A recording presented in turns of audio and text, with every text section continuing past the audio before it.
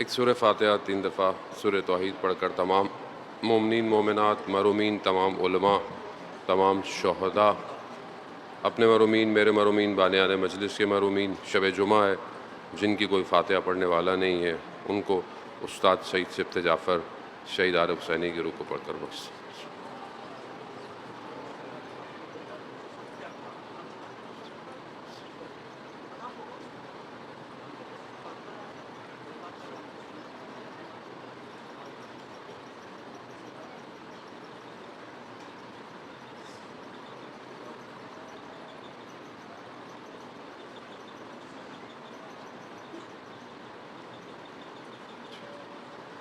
امام زمانہ کی سلامتی کے لیے ایک دفعہ صلوات بھیج۔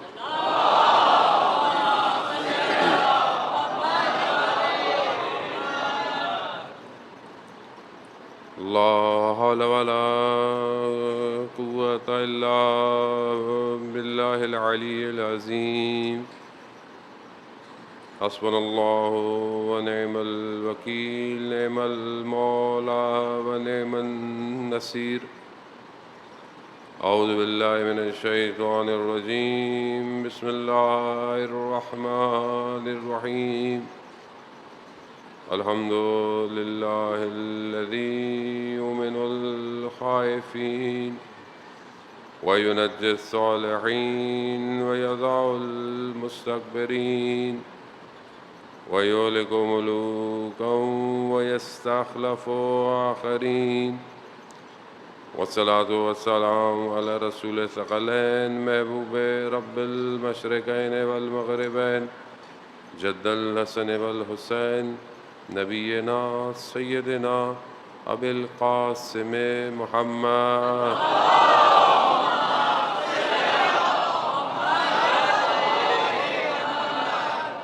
وعلی آلہ الطیبین الطاہرین المعصومین لا سیما بقیت اللہ فی الارضین روحی وارواحنا لتراب مقدم الفدا ولعنت اللہ علی اعدائہم اجمعین بسم اللہ الرحمن الرحیم رب اشرح لی صدری ویسر لی امری واحلل عقدۃ من لسانی یفقہوا قولی اما بعد فقط قال اللہ تبارک و تعالی فی کتاب الحکیم والقرآن المجید وما خلقت الجن والانس الا لیعبدون صلوات بھیجو۔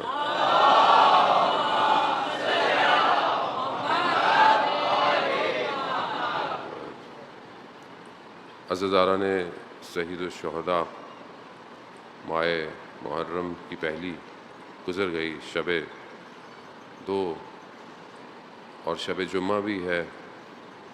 شب جمعہ ویسے بھی شب دعا ہے، شب مغفرت ہے، شب زیارت سید الشہداء علیہ السلام بھی ہے۔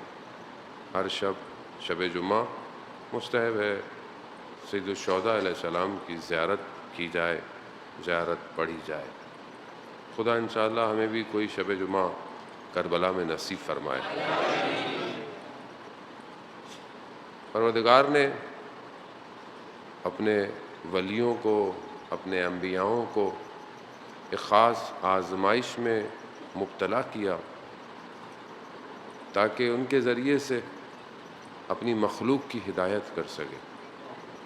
آزمائش اور امتحان خدا اس لیے بھی کرتا ہے کہ خدا دیکھنا چاہتا ہے کہ کون ثابت قدم رہتا ہے۔ ہماری زندگی میں جو نارمل آزمائش اور ابتلاات ہیں وہ بھی اس لیے ہیں، اور اگر انسان کا امتحان نہ لیا جائے تو وہ کیسے پتہ چلے گا کہ وہ دوسرے سے بہتر ہے یا نہیں؟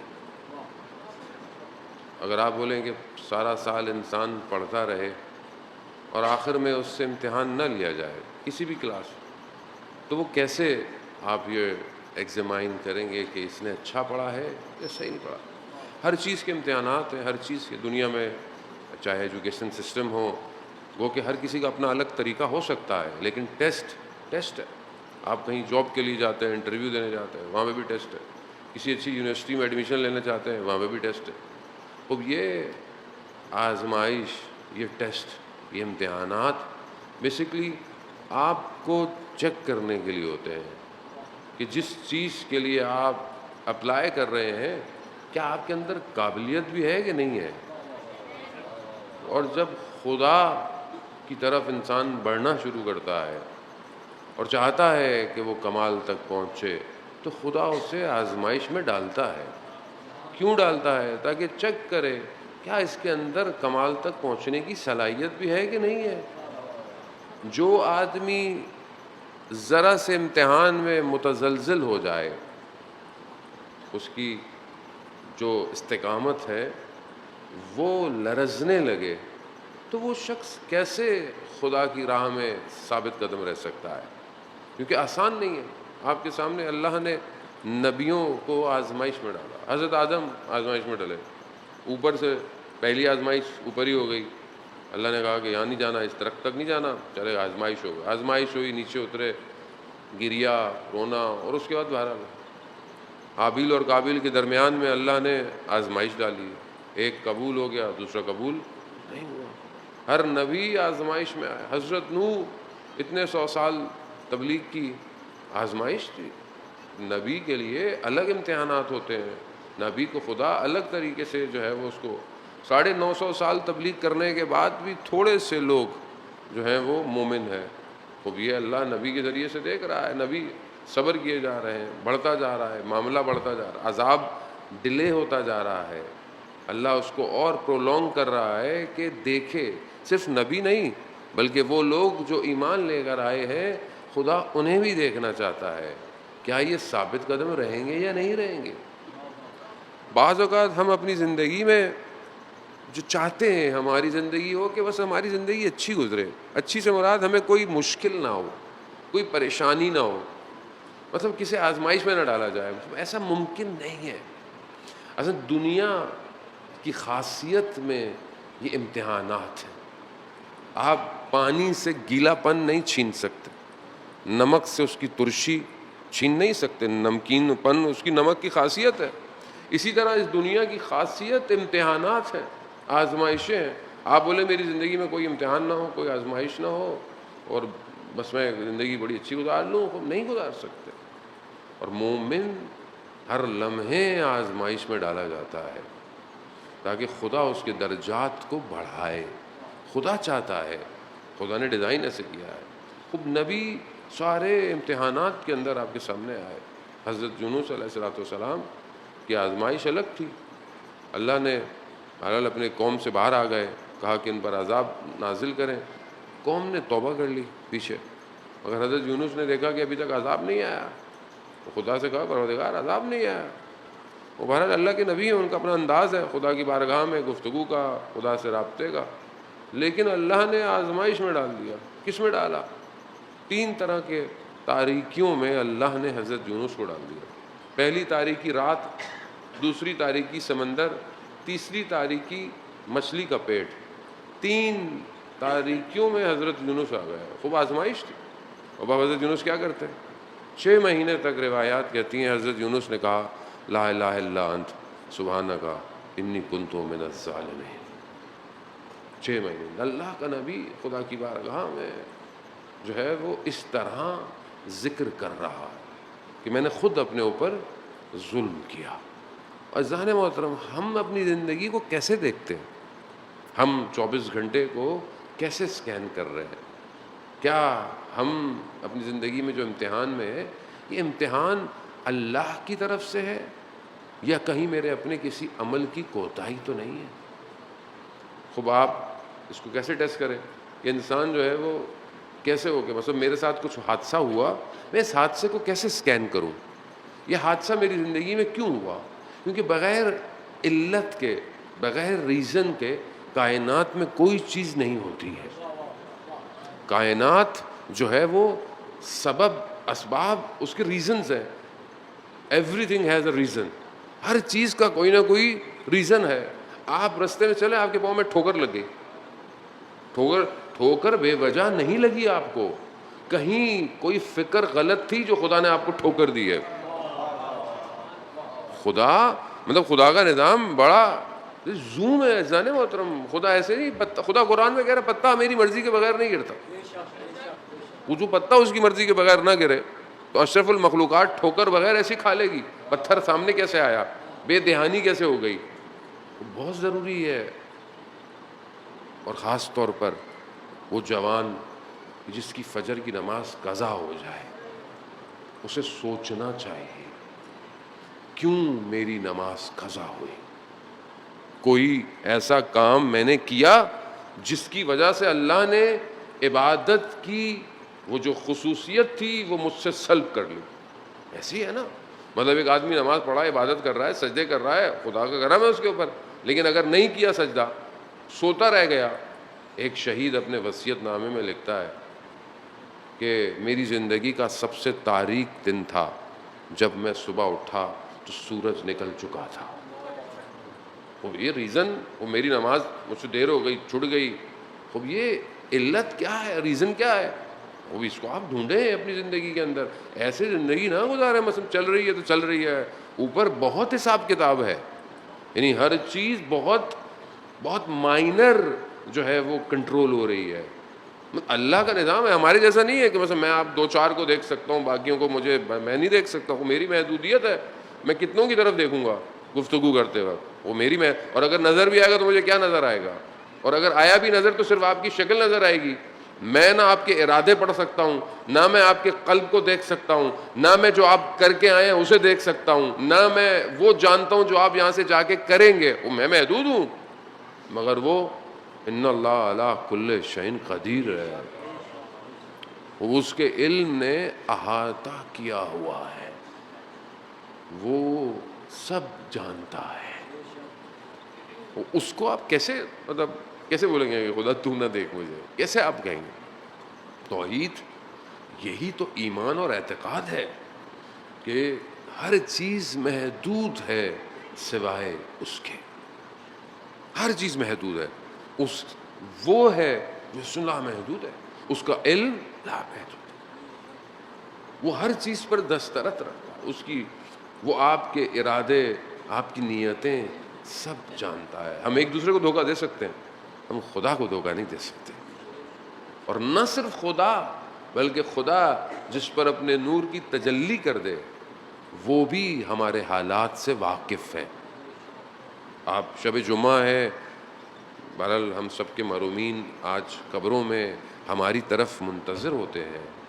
ایک صلوات پڑھ کر اپنے تمام مرحومین کو جو ہے وہ بخشنا. اللہ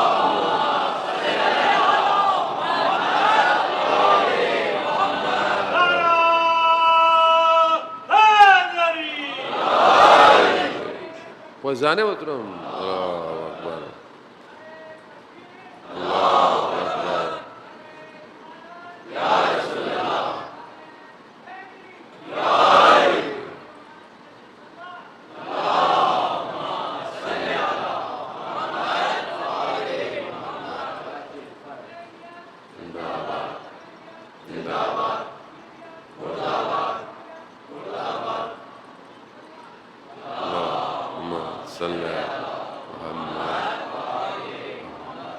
یہ آزمائش, یہ امتحان ہے.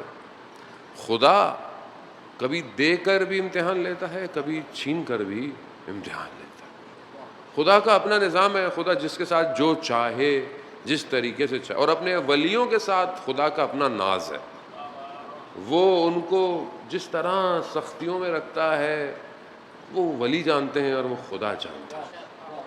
آپ کے سامنے حضرت ایوب کے ساتھ کتنا امتحان لیا گیا, سب کچھ لے لیا, مال لے لیے, باغ لے لیے, زمینیں, اولاد, سب کچھ لے لیا, اور پھر حضرت ایوب کے بارے میں لوگوں نے باتیں شروع کر دی. یہ سب پریکٹیکل ہے. دیکھیں قرآن جو ہے وہ مارس کی مخلوق کے لیے نہیں اترا, قرآن ہمارے لیے اترا ہے, اور وہی چیزیں جو ہماری زندگی میں ہے قرآن ہمیں اسی طرف متوجہ کر رہا ہے.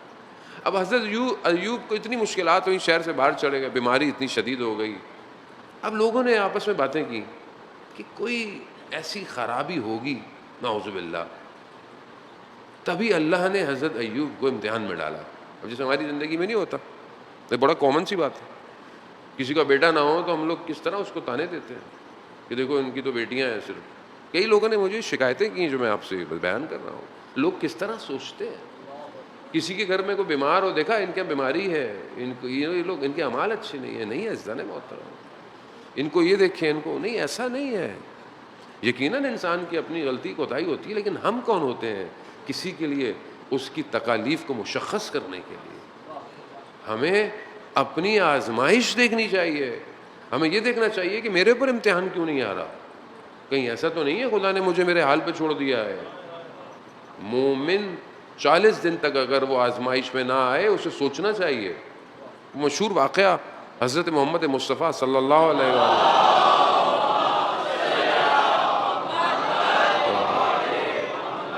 رسول خدا، ایک شخص نے رسول خدا کو کہا کہ مطلب میرے گھر آئے، دسترخوان کھانے پر آئے، بہت اصرار کیا۔ رسول خدا ایک دفعہ چلے گئے، بیٹھے تھے تو دیکھا اوپر دیوار پر مرغی بیٹھی، اس نے انڈا دیا، انڈا نیچے کی طرف آیا تو سب کی نگاہ اس کی طرف پڑی، تو اس نے کہا کہ پریشان مت ہو، یہ نہیں ٹوٹے گا، اور وہ پھنس گیا رستے میں کہیں۔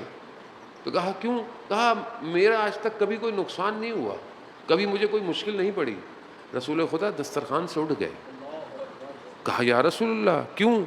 کہا جس پر اللہ نے آزمائش نہ ڈالی ہو، میں اس کے دسترخوان پہ کھانا نہیں کھا سکتا، یہ تمہیں خدا نے تمہارے حال پہ چھوڑ دیا ہے۔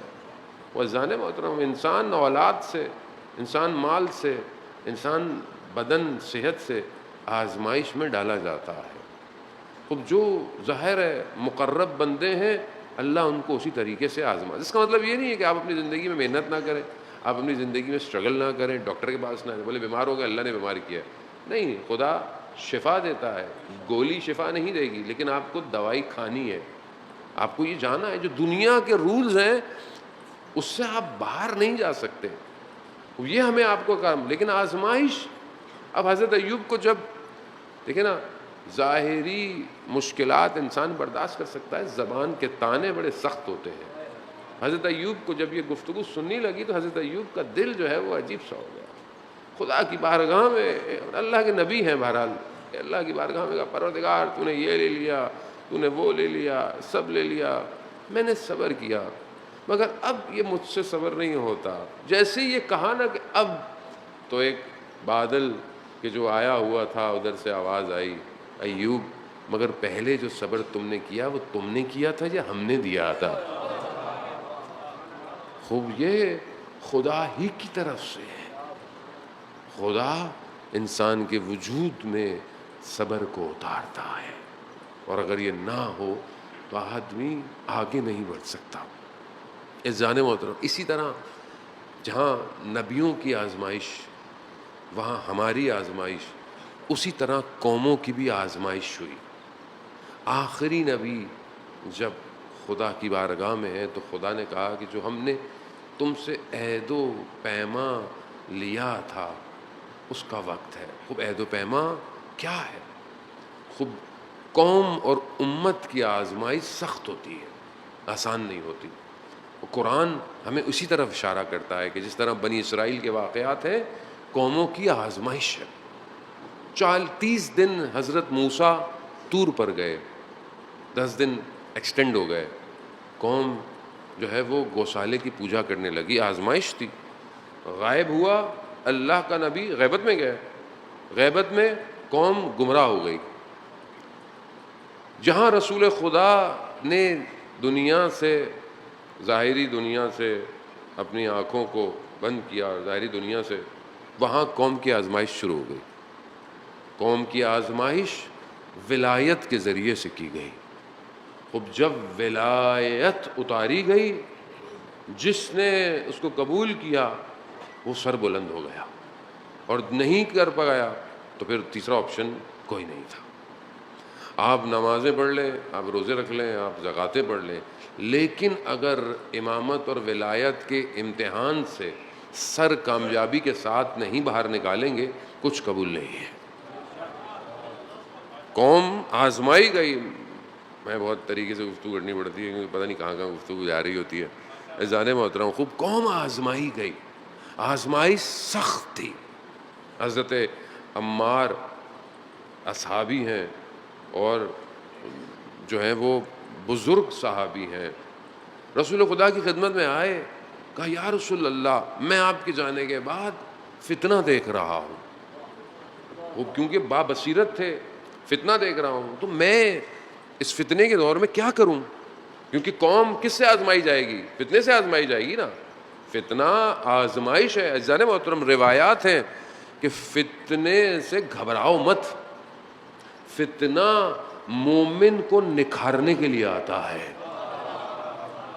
اور منافق کو الگ کرنے کے لیے آتا ہے. تو آپ یہ نہ بولیں کہ اللہ ہمیں فتنے نہ، نہیں، فتنے ہوں لیکن فتنے میں کامیابی دے پروردگار. فتنہ ہوگا، فتنہ آج بھی ہے، فتنے ہوتے رہیں گے. خوب ظہور تک فتنے اپنے اوجوں پر ہیں.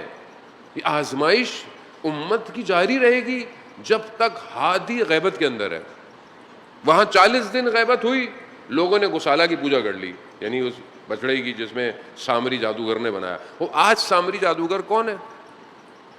آج گوشالہ کیا ہے؟ وہ آج قوم کدھر جا رہی ہے؟ کیا واقعاً اسی دین پر قائم ہے کہ جو امام وقت نے آ کر اس کو تبیین کرنا ہے؟ وہ فتنہ ہے زن محترم. یہاں آزمائش. جب حضرت عمار نے کہا یا رسول اللہ میں کہاں جاؤں، تو ایسے میں دیکھا کہ حضرت علی ابن ابی طالب تشریف لا رہے ہیں.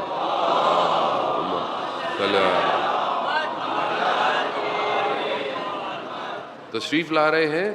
رسول خدا نے کہا عمار، پوری دنیا کے لوگ ایک وادی میں اور علی ایک وادی میں ہو تو تم علی کی طرف جانا.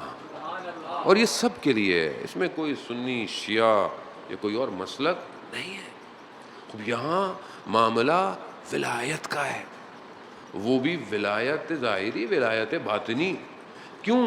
کیونکہ ہم اگر توحید تک پہنچنا چاہتے ہیں تو صراط یہی ہے اور کوئی راستہ نہیں ہے. آپ زیارت جامع کبیرہ پڑھتے ہیں، باب اللہ، اللہ کی طرف جانے کا دروازہ، باب توحید، خود صرف یہی ہے اور کوئی نہیں ہے. اور اگر انسان نے کہیں جانا ہے تو دروازے سے ہی جائے گا، بغیر دروازے کے کہاں جائے گا؟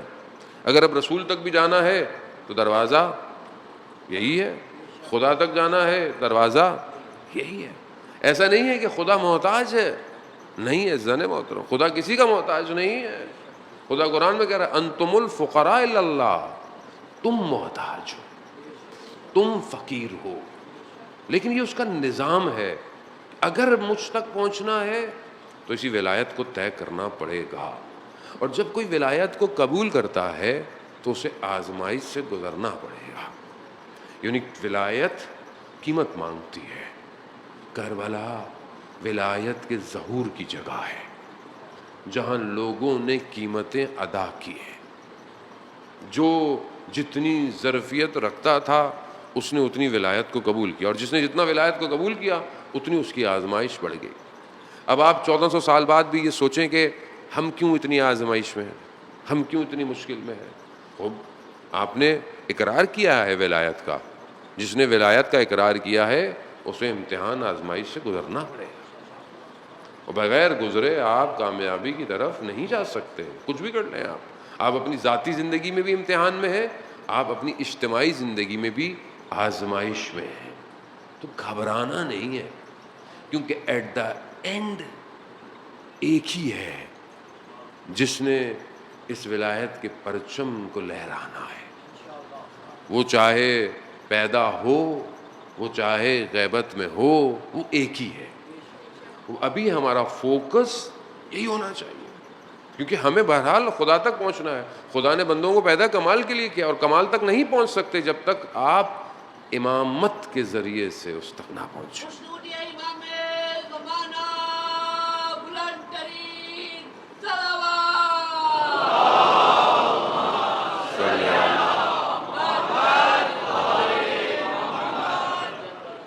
اب خوب یہ ولایت تاثیر گزار ہے، انسان کے اوپر اثر کرتی ہے. انسان اپنی زندگی میں اس کو ٹیسٹ کر سکتا ہے، آزما سکتا ہے. انسان اس ولایت کے ذریعے سے پہچانا جاتا ہے.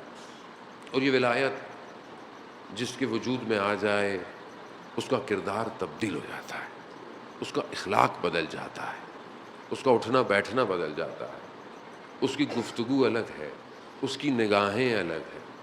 اب ہم دیکھیں جتنی تاثیر ہمارے اوپر ہے ولایت کی اتنا اثر انداز ہوگا.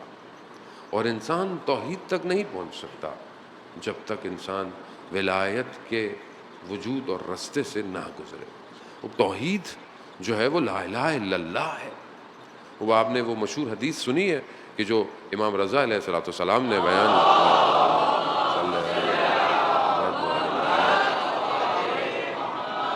امام رضا فرماتے ہیں، نشاپور میں مشہور ہے، کئی محدثین عامہ کے سب جمع ہوئے تھے، کئی ہزار لوگ، اور امام سے انہوں نے کہا کہ ایک حدیث بیان کریں. میں تفصیل میں نہیں جاتا. امام نے حدیث بیان کی کہ لا الہ الا اللہ کلمہ تو حسنی. لا الہ الا اللہ جو ہے وہ کلمہ ہے. کلمہ کیا ہے؟ یعنی لا الہ الا اللہ میرا قلعہ ہے. یعنی ایک قلعہ ہے جو لا الہ الا اللہ ہے، اور اس میں وہی داخل ہوگا، یعنی جو اس لا الہ الا اللہ کو کہے گا وہی اس میں داخل ہوگا، اور جو داخل ہو جائے گا وہ میرے عذاب سے بچ جائے گا. اب یہ لا الہ الا اللہ، دیکھیں نا، انسان مشرک ہو، بت پرست ہو، کوئی بھی ہو، لا الہ الا اللہ پڑھتا ہے. انسان پہلے نجس تھا، ابھی پاک ہو گیا. پیچھے جو زندگی گزاری ختم ہو گئی، اب نیا چیپٹر آن ہو گیا. اب آپ اس کو یہ نہیں بولتے کہ تم نے پہلے یہ کیا تھا، تم نے پہلے وہ کیا تھا. نہیں، لا الہ الا اللہ یعنی لا الہ الا اللہ کیا، فمن دخل حصنی امانا من عذابی، جو اس میں داخل ہو گیا میرے عذاب سے وہ بچ گیا. وہ یہ امام کی حدیث ہے. اسی کانٹیکس میں اور احادیث بھی ہیں. لیکن اس لا الہ الا اللہ میں داخل ہونے کی شرائط ہے، اور یہ خود امام کی سواری، جب امام نے بیان کیا امام کی سواری چلنا شروع ہو گئی. سب منتظر ہیں کہ بس یہی گفتگو تھی، کچھ اور بھی امام کہیں گے. ہاتھوں میں قلم ہے، رکے ہوئے ہیں. تھوڑی سی سواری آگے گئی، امام نے پردہ ہٹایا. امام نے کہا کہ اس قلعے میں داخل ہونے کی شرائط ہیں، اور میں ان میں سے ایک شرط ہوں. یعنی بغیر امامت کے لا الہ الا اللہ میں داخل. عزیزان محترم، ابھی دور آ گیا ہے، اب آپ پاس ٹینس پہ بحث کرنا چھوڑ دیں. میں سب کے لیے، اپنے لیے بھی ہے، سب جتنے فرقے ہیں سب خود چھوڑ دیں. پاس ٹینس یعنی ماضی پہ لڑتے رہیں، بھڑتے رہیں، گفتگو کو فائدہ نہیں ہے. آپ سے ماضی کا سوال نہیں پوچھا جائے گا، آپ سے آج کا سوال پوچھا جائے گا. آج آپ دیکھیں نا، سویڈن میں قرآن کی اہانت پھر کی گئی. لیکن کس طریقے سے قرآن کے ساتھ اہانت کی گئی، کوئی مسلمان باغیرت مند برداشت کر سکتا ہے؟ یہ حکومتیں ہمارے مذہب کے ساتھ کیا کر رہی ہیں؟ وہ کیوں کر رہی ہیں؟ کیونکہ ہم اصل میں پچھلی باتوں میں لڑ رہے ہیں. ہم ابھی تک اپنی ان چیزوں میں لڑ رہے ہیں کہ جس کو ہم نے نہیں کیا، جس کا ہمارے پاس حل بھی نہیں ہے. یہاں علمی گفتگو کریں، بیٹھ کے گفتگو کریں. ہر کسی کے اپنے نظریات ہیں، ہر کسی کے اپنے عقائد ہیں. بسم اللہ، کوئی کسی پر اعتراض نہ کرے. لیکن ابھی مسئلہ امت مسلمہ کا ہے، ابھی مسئلہ اسلام کی آنے والی حکومت کا ہے، دنیا کا ہے. کیسے کسی کی مجال ہو گئی؟ اتنے مسلمان ہیں دنیا کے اندر، اور کوئی ایک حکومت اجازت دے کہ آپ کی مقدس کتاب کے ساتھ جو ہے وہ اہانت کی جائے. اب آپ دیکھیں، عراق نے تو آج فوراً جو ہے وہ سویڈن کے سفیروں کو نکال دیا، سارا کام ختم کر دیا. Erikson, H&M، Volvo, اسکینیا. خوب ایسے کریں گے تو پھر آپ جائیں گے، مطلب روز قیامت میں ہم کیا منہ دکھائیں گے خدا کی بارگاہ میں؟ اول تو ہم نے ویسے بھی کچھ نہیں کیا اسلام کے لیے، تو آگے ہم قرآن کو کیا جواب دیں گے؟ اس کی وجہ کیا ہے؟ اس کی وجہ یہ ہے کہ ہم الہی نظام کو نہیں سمجھ رہے. الہی نظام جب تک حاکمیت نہیں کرے گا ہم آگے نہیں بڑھ سکتے. اور یہ ہم چھوڑ دیں، یہ اپنے فرقوں تفرقے، صبح آگے آئیں. سب کی کتابیں متفق ہیں، حتیٰ صرف مسلمان نہیں، بدھسٹ، زرتشت، عیسائی، کرسچن، سب کہتے ہیں کہ ایک شخص آئے گا جو دنیا کو امن سے بھر دے گا. وہ تبھی ممکن ہے کہ جب آپ اپنے آپ کو اس قابل کریں گے کہ آپ اس تک پہنچ سکیں. اپنی ذاتی زندگی میں آزمائش سے گزرنا پڑے گا. لا الہ الا اللہ، یہی کلمہ ہے، یہی مسلمان و اسلام کی پہچان ہے. خدا نے اپنے نبیوں کو بھی یہی پیغام دیا. یہ صرف کسی اور کی نہیں، صرف میری عبادت، میری بندگی، میری عطا. اور کسی نبی نے اپنی طرف نہیں بلایا، سارے نبیوں نے خدا کی طرف دعوت دی ہے.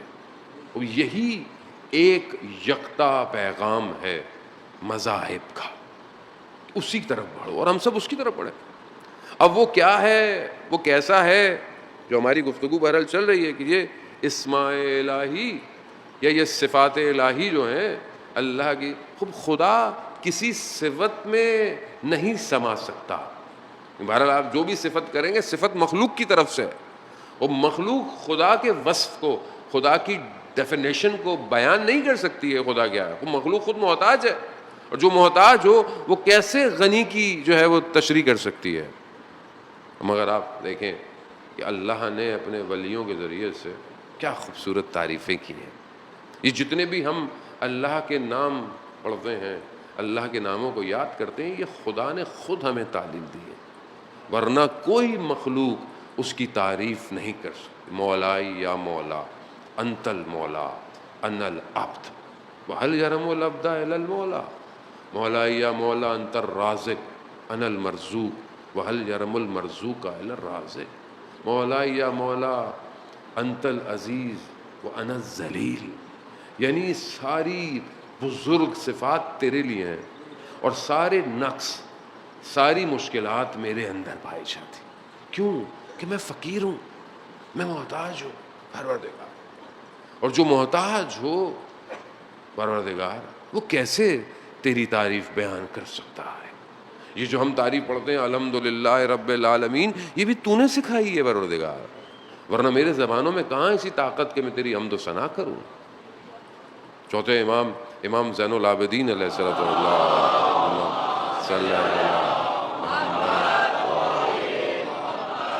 امام صحیفہ سجادیہ کی ایک دعا میں کیا فرماتے ہیں؟ یا غنی الاغنیاء انا افقر الفقراء. اے بے نیازوں میں سب سے بڑے بے نیاز، میں محتاجوں میں سب سے بڑا محتاج ہوں. خوب یہ جو انسان بیان کرتا ہے، یہ جو دعا، اب دعائے ابو حمزہ، دعائے عرفہ، یہ جو سحر میں انسان جاگتا ہے، خوب یہ انسان اپنے وجود سے خدا کی ان اسماء میں سیر کرتا ہے. دعائے جوشن کبیر میں آپ 1000 ناموں کو خدا کے یاد کرتے ہیں.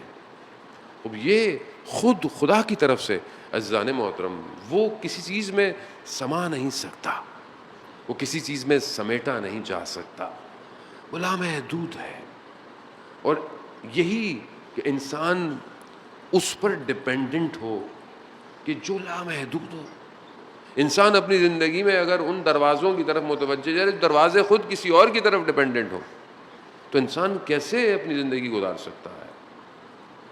آیت اللہ آغا دولابی کہ جو بہت بڑے عارف گزرے ہیں، کہ خدا نے ایک ہی دفعہ ان کے لیے جو ہے وہ عالم غیب کو کھول دیا، وہ فرماتے ہیں کہ جب زندگی میں تم دیکھو کہ تمہارے زندگی کے سارے دروازے بند ہو گئے ہیں، تو سمجھ لو اب تم اس کی طرف متوجہ ہوگے جو کسی پر ڈپینڈ نہیں کرتا.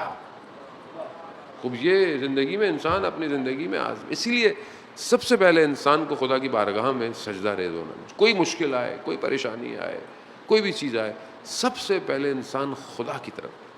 خدا خود کہہ رہا ہے بنی آدم، میں نے ساری چیزوں کو تمہارے لیے خلق کیا ہے، مگر تمہیں میں نے اپنے لیے خلق کیا ہے.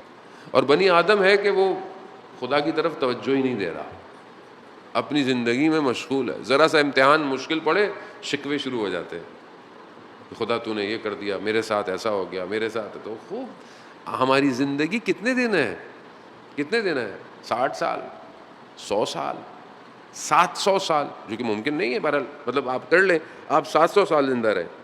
700 سال، 700 سال مائنس انفینٹی. جو میتھس کے اسٹوڈنٹ ہے، جواب کیا آئے گا؟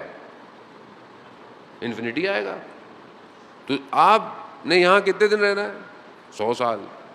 700 سال چلے رہ لیں، کر لیں زندگی میں 700 سال مائنس انفینٹی. یعنی کیا؟ قرآن کیا کہہ رہا ہے؟ ہم فیہا خالدون، تم وہاں ہمیشہ رہو گے.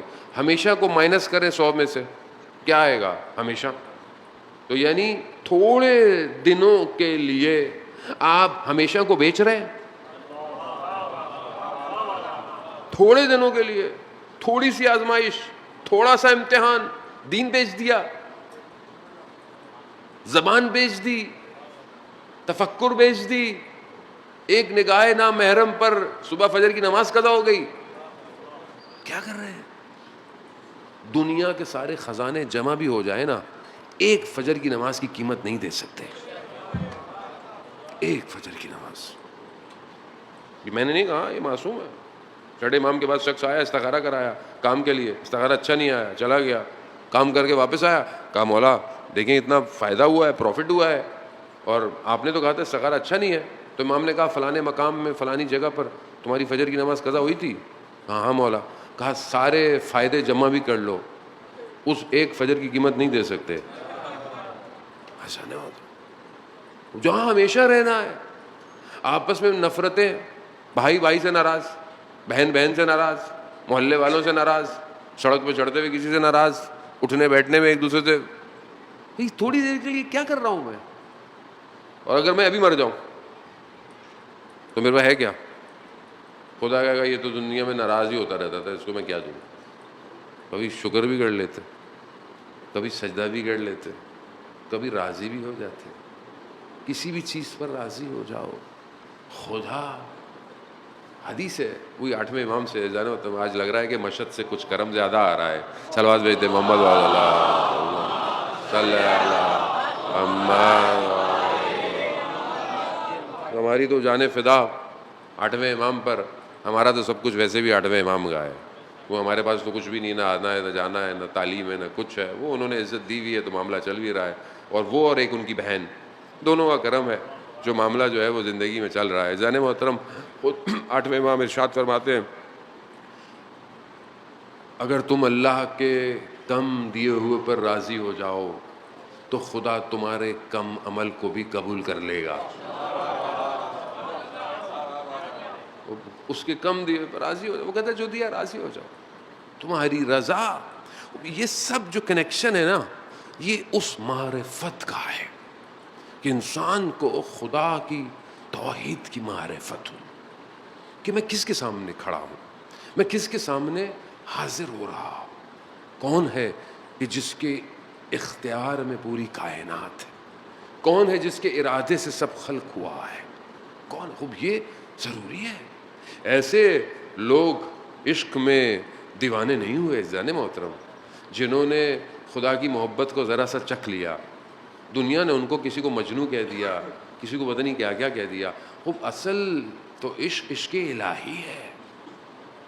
وہ ایک جوان دنیائی مجازی جو محبت ہوتی ہے اس کی خاطر سخت سردی میں اپنی کھڑکی کے کنارے بیٹھا رہا کہ شاید محبوب کی کوئی ایک جھلک مجھے کسی وقت نظر آ جائے.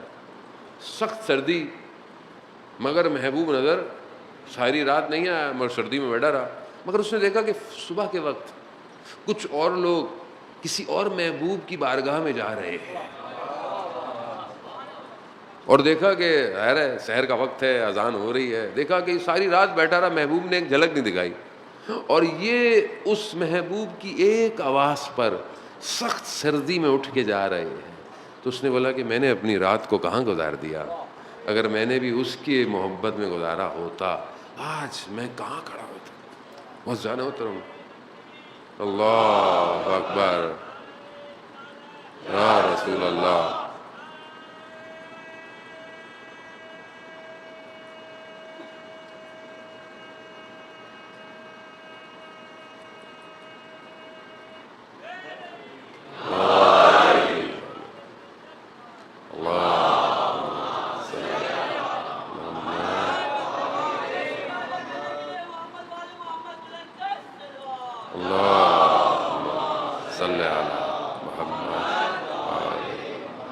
اب یہ محبت، یہ عشق، یہ جس کو نصیب ہو جائے وہ 6 ماہ کا بچہ بھی لے جاتا ہے، وہ کڑیل جوان بھی لے جاتا ہے. وہ جسے عشق ہو، جس کی جتنی معرفت، جس کی جتنی محبت بڑھتی چلی جاتی ہے اس کی قربانی بھی بڑھتی چلی جاتی ہے. اور جو جتنا زیادہ اس محبت میں مبتلا ہوتا ہے اتنا وہ اپنے محبوب کی طرف متوجہ ہوتا ہے. یہاں چہرے پر شکن نہیں آئی کہ کیا کیا لٹ گیا، کوئی شکن نہیں آئی. کہیں کوئی جملہ مقتل میں کسی مقام پر آیا ہو، کسی بدن کو لاتے ہوئے آیا ہو، کسی بدن پہ پہنچتے وقت آیا ہو؟ کوئی نہیں آیا. کیوں؟ لا الہ الا اللہ، نہیں ہے کوئی تیرے سوا، کوئی نہیں ہے. بے ابی انتا و امی، سب قربان. یہ تو گھرانہ ایسا ہے جس گھرانے کی تربیت ہی ایسی ہوئی ہے. اس گھرانے نے گو کہ پوچھا بنی ہاشم کے کچی دیواروں کا گھر ہے، مگر اسلام کی بقا اسی گھر سے ہے. وہ یہاں تربیت ایسی ہوئی ہے. ہم جانے والے، اترنے والے، 2 محرم ہو گئی ہے، کارواں جو ہے وہ کل پہنچ جائے گا. برلا شب 2 ہے.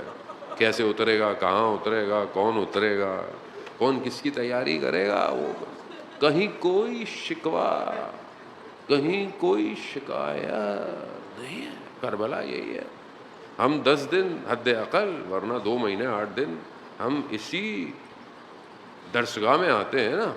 یہاں سے اٹھنے کے بعد ہماری بھی تو تھوڑی تو کیفیت تبدیل ہونی چاہیے. ہم بھی اپنی زندگی میں کم از کم 2 مہینے تو شکوہ نہ کریں کہ خدا یہ کیا ہے. نہیں، میں حسین کے غم میں ہوں، خدا میں کیسے شکوہ کر سکتا ہوں. جب حسین کی بہن نے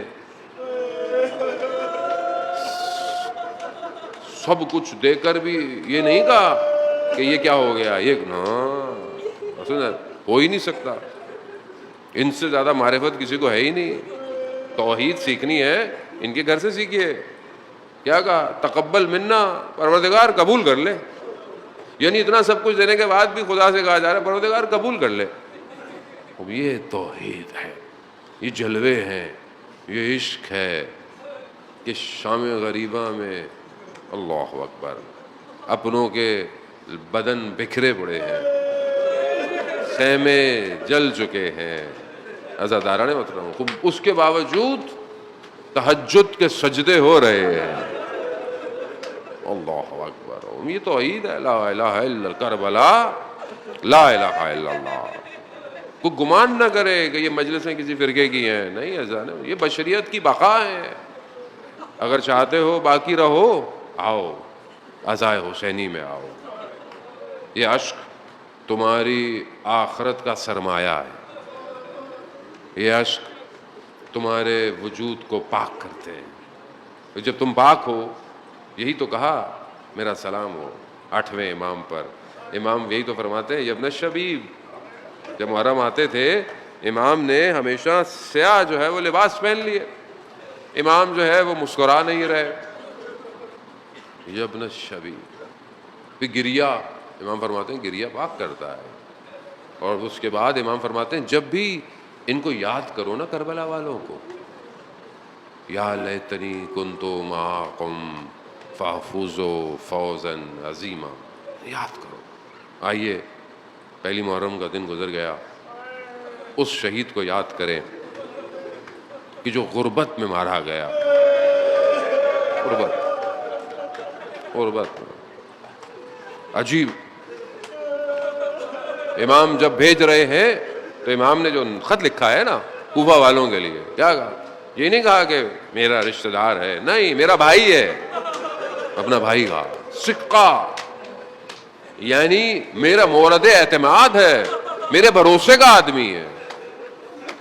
قربان جاؤں میں حضرت مسلم پر. آسان نہیں ہے زن موت. مقام حاصل کرنا ولایت کا آسان نہیں ہے. ایسا مقام حاصل کیا حضرت مسلم نے. میں جب پچھلے سال توفیق، وہ تو ہر سال 40 پہ تو ہوتی ہے، لیکن کوفہ ظاہر ہے جب انسان خلوت میں جاتا ہے تو وہ عام دنوں میں جاتا ہے. تو جب میں آخری دفعہ مسجد کوفہ گیا، حضرت مسلم کے روزے پر میں نے حضرت مسلم سے ایک ہی ریکویسٹ تھی، ایک ہی درخواست، آخر آپ نے ایسا کیا کیا کہ زہرا کا لال اپنے آخری غربت میں، جب سب ختم ہو چکا تھا، اپنی تلوار کے سہارے دشت کربلا میں سب سے پہلے آپ کو یاد کیا ہے. سب سے پہلے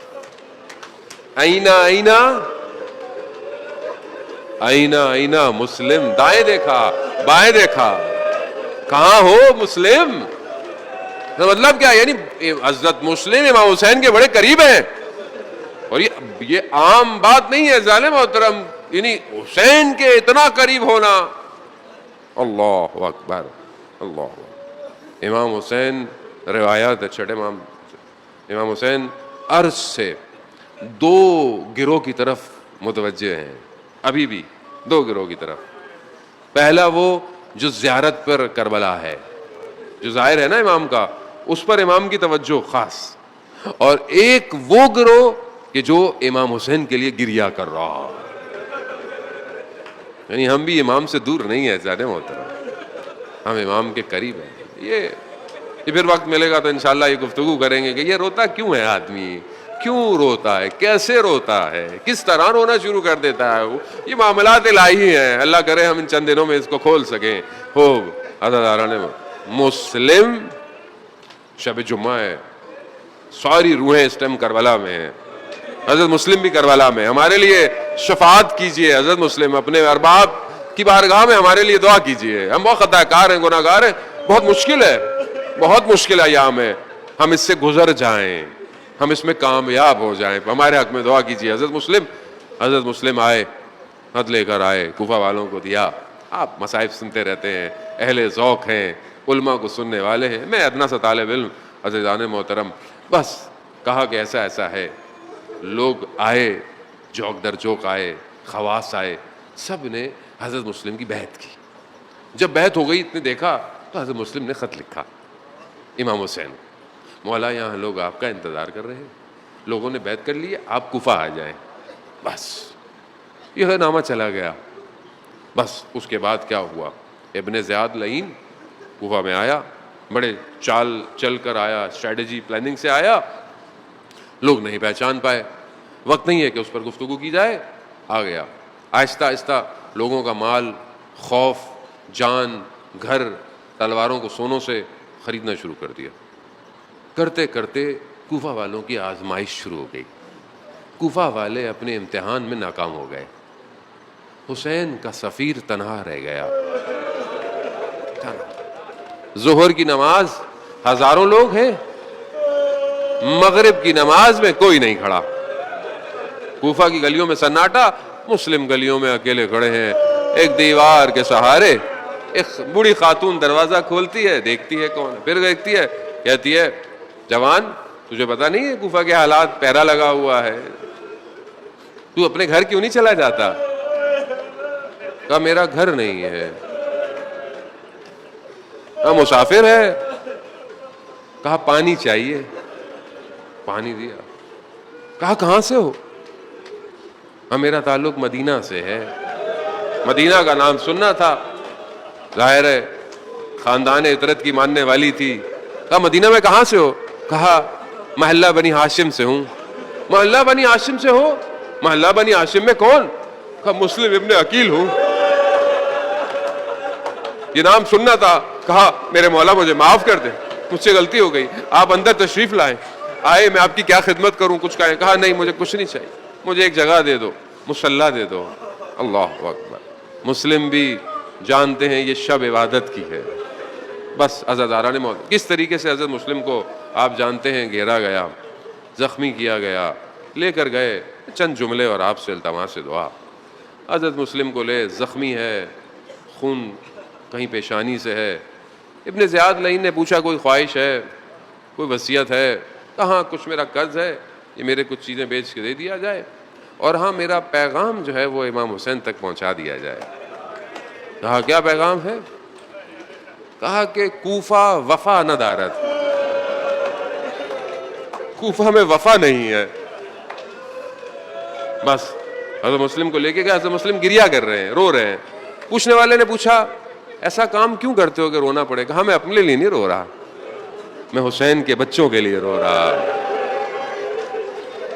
بس دارالامارہ کی بلندی پہ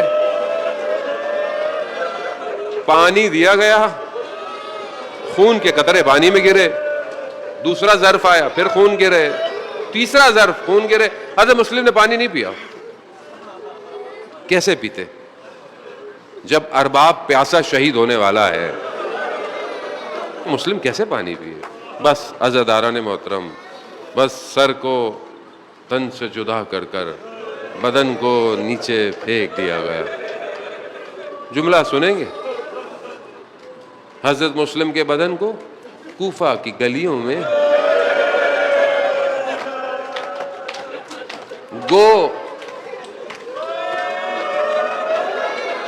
کیوں حضرت مسلم کوفہ کی گلیوں کو تیار کر رہے ہیں. علی کی شہزادیاں آنے والی ہیں، گلی تیار ہے. عزادارہ نے پہلا سر ہے جو کوفہ کے دروازے پر لٹکایا. بس آپ نے گریہ کیا. شب جمعہ ہے، بہرحال میں بہت معذرت چاہتا ہوں، میں معافی چاہتا ہوں. شب جمعہ ہے، نہیں پتا آخری مجلس ہو، بندہ اٹھے دنیا سے چلا جائے، آپ اٹھے نہ اٹھے نہیں پتا.